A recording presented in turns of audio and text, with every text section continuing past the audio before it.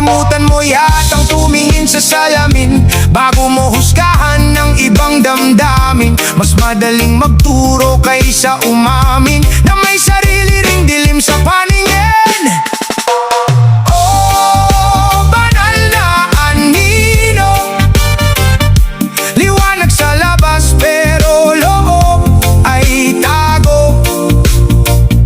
Laging may dasal pero pusong bato, habang buhay ng iba ang lagi mong gusto.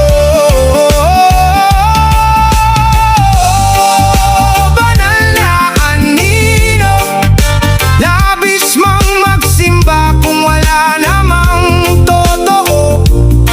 Ang tunay na bait hindi sinisigaw sa tao, kundi nakikita sa gawa at pagtrato.